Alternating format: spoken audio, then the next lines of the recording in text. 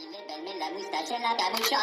Siento patanilo, mira tacatiki puletica. Siento patanilo, mira tacatiki puletica. Siento patanilo, mira tacatiki puletica. Siento patanilo, mira tacatiki tacatiki. Siento patanilo, mira tacatiki puletica. Siento patanilo, mira tacatiki puletica. Siento patanilo, mira tacatiki puletica. Sani levarme la moustache en la capucha. What's going on? This is your man John Fortune, your host of the Frustrated Fan Sports Show, and today we're going to talk about this loss to Philadelphia in a game where even Stevie Wonder could see that Philadelphia was going to be running the ball, and Washington still found no way to sit up there and get the job done. Washington goes down to Philadelphia 20-16. In the game where the score is not really indicative of what happened in the game, because basically Philadelphia taught us how to run the ball. They basically gave us a running game clinic. I mean, you talking about in regards to their passing game, the guy who had the most yards receiving was Dallas Goedert with like 71 or something like that.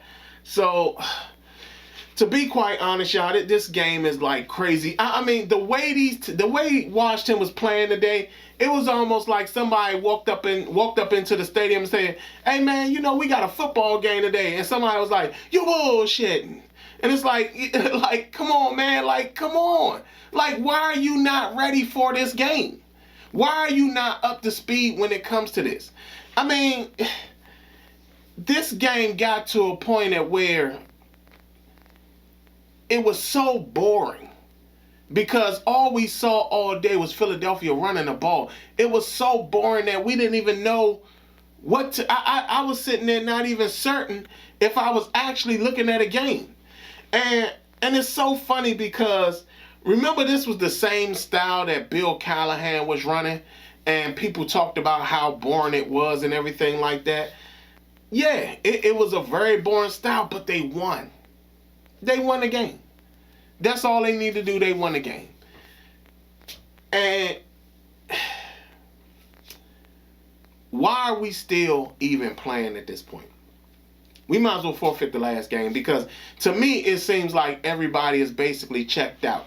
It seems like Deron Payne is checked out. It seems like a lot of the players on defense is checked out. It seems like a lot of the players on offense is checked out. I mean, what's even the point anymore? Because it's a shame to go out there and at 6-10 now, 6-10, to go out there and basically get manhandled, not even manhandled, to basically just be kind of like little brothered in the face by Philadelphia. Just go ahead with that. Go ahead. You play too much. You play too much. That's exactly what Philadelphia did with this running game. You play too much. Go ahead with that. Smooching you in the face. Smooch, smooch, smooch. That's exactly what they did. And the fact that we didn't respond is astronomically insane. Like, there is no passion coming from this team at this point. There's no energy, there's no passion, there's no nothing. Here we are again. Another game. Cam Sims almost comes up with a freakish catch. But again, he also came up with catches before. And he came up with catches in this game where, again, why are we underutilizing him? Nobody at this point can tell me that Scott Turner is this genius play caller, because he never seems to understand situations at all. Every time you turn around, he does something or he calls a play that makes absolutely no sense. And yet, we're sitting here and we're supposed to support this type of idiocy when it comes to our team. Our team, for the second straight week, did not look prepared at all. When everybody in the world knew that Philadelphia was going to be running the ball. We all knew that. And they did nothing to stop that. This team looks awful right now. They can't even win a game that is close. They can't even win to the point, and understand this. This ain't on Taylor Heineke, because Taylor Heineke Taylor Heineke basically went with the plays that was given to him. He doesn't look like the same Taylor Heineke, because again, I think that Ron Rivera and the coaching staff is giving mixed messages, and we know Ron has been able to give out mixed messages. He's done it before, and he keeps doing it, because every time you turn around, Taylor seems to do something that doesn't look like what he looked like when he was sitting up there feeling the need to run and run around and do stuff. So many times I've heard countless people talk about, oh, Scott Turner schemed up this and Scott Turner schemed up that, after they done looked at the all 22s or something like that. Yeah, the all 22s are beneficial, but for those people who understand how to play quarterback and what playing quarterback is like, there's a lot of times that quarterbacks are going to miss stuff all the time. And it's not like they're doing it on purpose. It's just where they told you where the player's supposed to go. And you sit up here and you watch as Taylor Heineke sits up there and throws this ball. And, I mean, hell, he threw one that I thought was the craziest thing ever.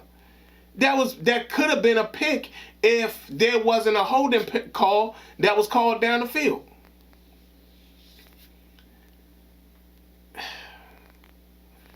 This team has been insanely disappointing. The Giants were getting killed today. The crazy thing about that is that I don't even think we're going to beat the Giants. I really don't. If the Giants come in and just say, we're going to run the ball, that's all we're going to do. We're just going to come in and we're just going to run the ball, more than likely they're going to win. Because for some reason we don't know how to defend the run. For some reason we don't know how to play defense. For some reason we can't get it straight on the offense. Why are we still playing? Why is there any type of reason to even want to go any further in with this season? The season is over. The season is over. Now at this point, just hope and pray you can get a better draft spot. Do exactly what Philadelphia did last year. Lose the last game so you can be up at 7 or 6 or something like that. Because again, you're talking about we've now, so let's just say this. We lose the Giants game. We would have basically, Ron Rivera would have started his career with two straight losing seasons when it comes to the regular season. Even though we got into the playoffs at 7-9 because our division was so bad that year, because everybody was contending with injuries other than us. So with that being said, now you put into play the fact that, okay, we're more than likely going to be 7-10 at the end of the season, or 6-11 at the end of the season. This is not what we were expecting the second year of Ron Rivera, who all of a sudden went from, well, we went after the division because we saw that there was a chance, to all of a sudden where I wish we never had went to the playoffs because then the expectations wouldn't be so high. You see that? You see that mixed messaging that I'm talking about? Imagine being a player and having to hear that. Those are the things that make this team constantly fail. And as much as there's talk of culture change, it seems like there's more of culture staying the same that's being approached in this season. Like, why? There are so many things that we could have done better in the season, and we just chose not to. They could have went after better offensive linemen in this off season. They could have went after better linebackers in this off season. They could have went after better running backs in this off season. Hell, they could have gotten a big time wide receiver in this off season, and they chose not to do that. Yeah, they got Charles Leno, but Charles Leno is already 30. Do we really? I mean, remember, the whole point of Trent Williams not being with us was because they were talking about his salary and how old he was getting. This is the worst I've seen this team thus far this season. This team is not getting any better. It looks a damn mess. And at the end of the day, there's no way that I can see this team improving, even when it comes to next year. Because, yeah, we had our injuries and everything like that, but one person shouldn't stop the show. Logan Thomas being out should not stop the show. J.D. McKissic being out should not stop the show. Because you're talking about that the fact that both of these guys are out, that you telling me that they were that important to our offense where we couldn't find another guy to do that? Whatever happened to the positional flex? What happened to that? None of these running backs seem to have been able to basically be the J.D. McKissic relief or the J.D. McKissic clone once J.D. McKissic was out. What about these tight ends? Where's the positional flex there? Where's the tight end that was able to replace Logan Thomas? And don't say Ricky Seals-Jones, because guess what? He had his fair share of problems too. That was another thing. He goes out with what seems like such an awful injury. We still don't really know what's going on with him.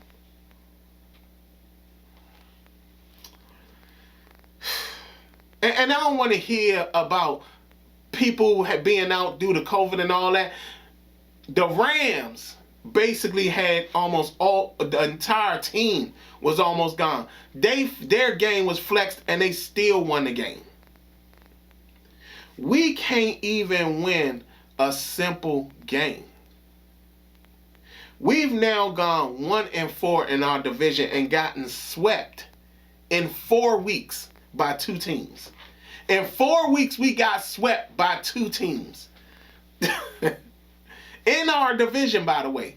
4 weeks, 2 teams. Crazy. Sweat. And now we got to hope and pray that we can beat the Giants. Because if we don't beat the Giants, then you're talking about we would have gone 1-5 in the division. And that's after a year before actually winning the division. I don't think Ron's plan is working out. He needs to have people in the building that's smarter than him, especially when it comes to offense. I understand that North Turner is your friend, but you ain't have to hire his son. His son is not ready. My thing is like, let us go after guys that actually have proven themselves. It's crazy at how St. Louis is looking so well with our former offensive coordinator. Think about that, people. Our former offensive coordinator. In fact, the NFL is practically littered with Washington former offensive coordinators.